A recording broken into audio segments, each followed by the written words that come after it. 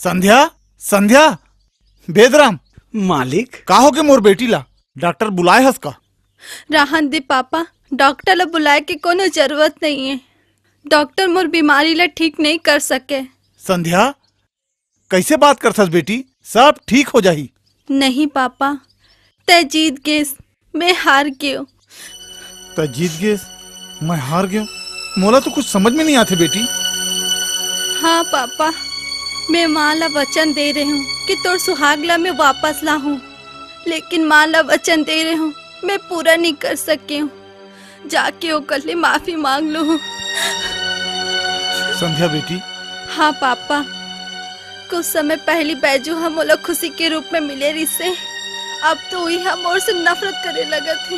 मैं सब तरफ से टूट गई हूँ पापा, मैं टूट गई हूँ।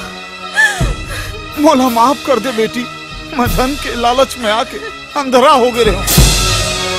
मोला सुधारे बर जेन कदम तय उठाए हस, वो कदम शायद मोर बेटा होतीस तेन नहीं करतीस। तय मोर बेटी नहीं बेटा हस, मोला माफ कर दे बेटी। नहीं पापा, पापा। चुप हो जा बेटी, चुप हो जा। वो बैजूला मैं मनाऊं, जहाँ तोर खुशी है वहाँ मोर खुशी है बेटी।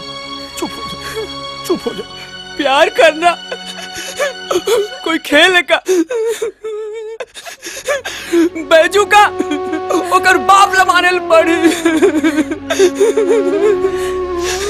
चुप हो जा गठान। मैं राइट बोला था सर। ते सागर ला जानथस ना पापा। हाँ। बैजू ओकरी बेटा है, ते ओला गोली मार दे रेस ना। बैजू तोर खून की प्यासा है पापा। मैं वो लोग गोली नहीं मारे हो बेटी, मोर लाख मना करे के बावजूद वो दरभंगा वाला गोली मार रहे। ठीक हो जा बेटी, मैं बैजूला मना लूं, बोला मैं समझा लूं, तय भर ठीक हो जा बेटा। मैं ठीक हूँ पापा, मोला कोनो फिक्र नहीं है। ठीक है।